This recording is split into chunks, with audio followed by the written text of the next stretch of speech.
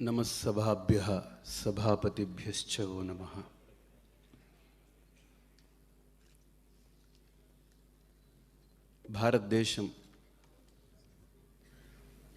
భారతదేశమే కాదు, ప్రపంచంలో ఏ దేశమైనా మానవ జాతి మూడు శక్తుల మీదనే ప్రయాణం సాగిస్తూ ఉంటుంది. ఒకటి ఇంటెలిజెన్స్, రెండు ఫైనాన్స్, మూడు పవర్. దీన్ని అమెరికాలో నేను పర్యటిస్తున్నప్పుడు ఈ మూడింటిని కనిపెట్టింది, ఇతరులకి కొనిపెట్టింది భారతదేశం. దాన్ని IFP అనేటువంటి ట్రేడ్ మార్క్ పెట్టింది భారతదేశం అని చెప్పాను.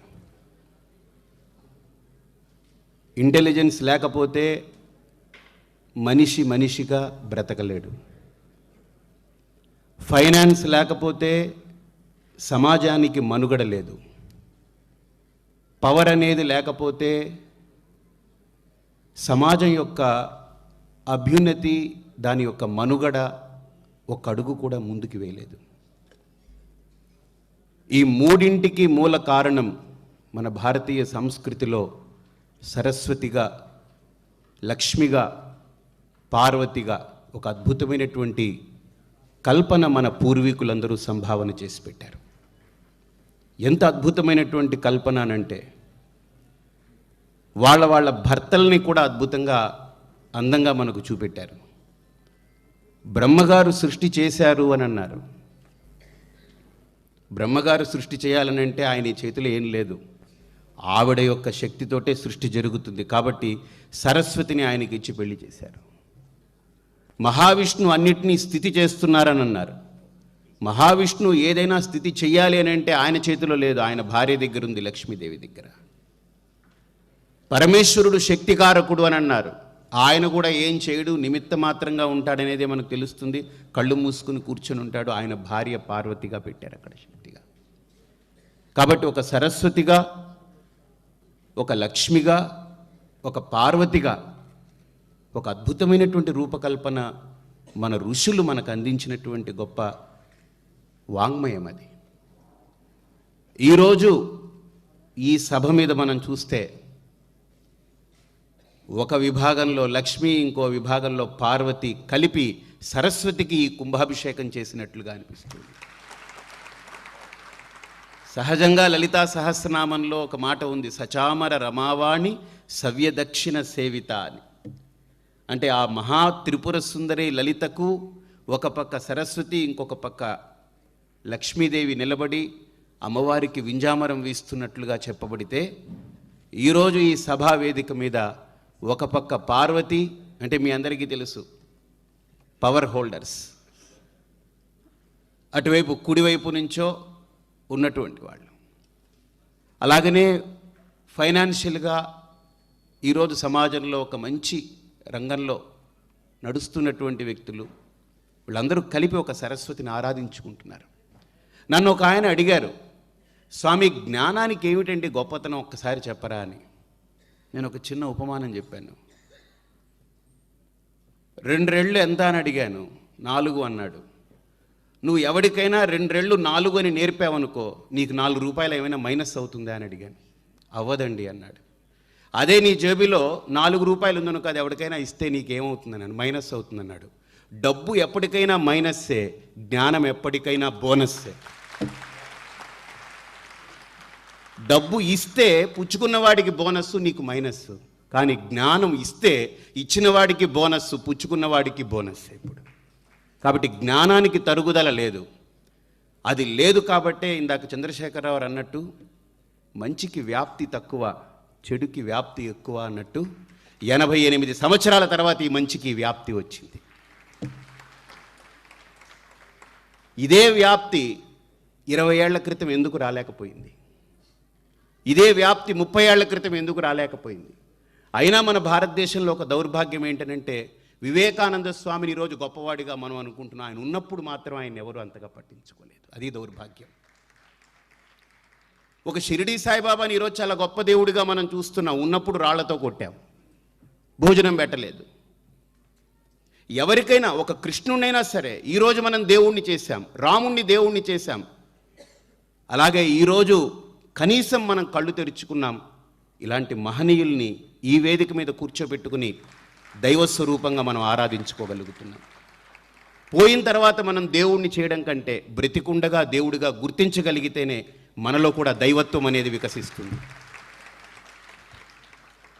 అలాగే ఒక మాట చెప్పి పూర్తి చేస్తాను. ఎక్కువ మాట్లాడడం కష్టం, ఎందుకంటే రమణాచారి గారు ఆయన కంఠమే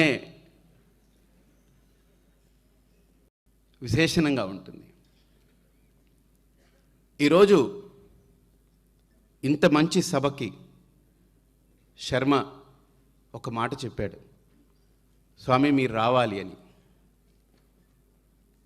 నన్ను శర్మ పిలిచిన తర్వాత ఒక ఆయన అడిగారు, స్వామి మీరు ఆ సభకి వెళ్ళి ఏం చేస్తారు, అసలు మీ పాత్ర ఏమిటని అడిగారు. నేనేముందయ్యా పాయసంలో జీడిపప్పు లాంటి వాడిని అన్న. బావ్ అర్థం కాలే అతనికి. ఏం లేదయ్యా అందరూ తీయగా మాట్లాడతారు, పాయసమే తాగుతూ ఉంటే పాయసం గొప్పతనం ఒక జీడిపప్పు కొరిగితేనే తగులుతుంది అన్నాడు. కాబట్టి ఇంతటితో ఈరోజు ఈ పాలకుర్తి నృసింహరామ సిద్ధాంతి గారు వారి పేరులోనే ఒక పక్క రౌద్రము, ఒక పక్క శాంతము. నృసింహుడనంటే రౌద్రం, రాముడు అనంటే శాంతం. ఇదే భారతీయత. అవసరమైనప్పుడు రౌద్రం, లేనప్పుడు శాంతం. నేను తెలంగాణ ప్రాంతంలో చాలా మోజుతో తిరుగుతున్నాను. ఎందుకనంటే అసలు ఒక పోరాట పటిమ కానీ, అసలు తమల్ని తాము రక్షించుకోవాలనుకునేటువంటి ఒక ఉద్యమం కానీ, నిజంగా వరంగల్ అవి పర్యటించినప్పుడు చూస్తే అక్కడ బతుకమ్మ పండుగలు ఏర్పాటు చేసినప్పుడు, అక్కడ హిందూ రథయాత్ర చేస్తున్నప్పుడు నాకు అక్కడ వాళ్ళు చెప్పారు, తెలంగాణ చరిత్ర గురించి వింటుంటే కళ్ళమని నీళ్ళు వచ్చింది నాకు. ఆనాడు రజాకార్ మూమెంట్లో ఆ రోజు ఆడవాళ్ళకి బట్టలోడు తీసి వాళ్ళ మట్టెలు తూటాలకి చుట్టి మగవాళ్ళని కట్టేసి వాళ్ళ ఆడవాళ్ళ మీద బతుకమ్మల్ని పెట్టి ఆడండి అని ఆడిస్తూ ఆ మొగుళ్ళని ఆ తూటాలతో చంపుతున్నప్పుడు ఆడవాళ్ళ కళ్ళమ్మట ధార కారిందే కానీ మొక్కవోని ధైర్యంతో బతుకమ్మ నెత్తిని పెట్టుకుని వాళ్ళు బయటపడలేదు. అసలు ఏం స్త్రీ జాతి అది.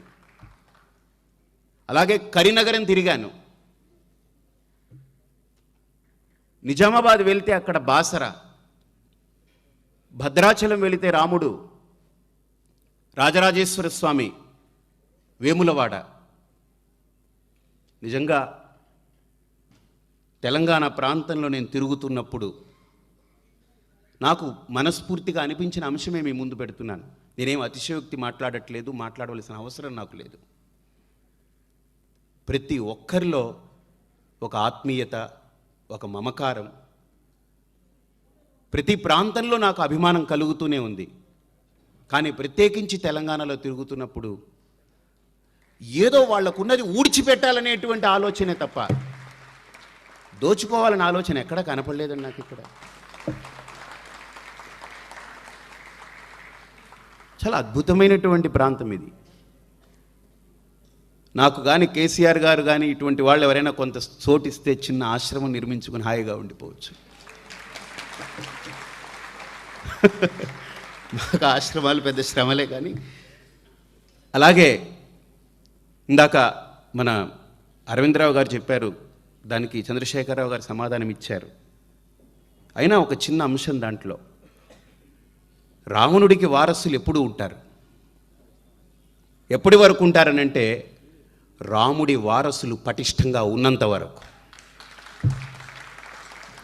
రాముడి వారసుల్ని పటిష్టం చెయ్యాలి అని అంటే రావణాసురుడికి కూడా వారసులు ఉండాలి.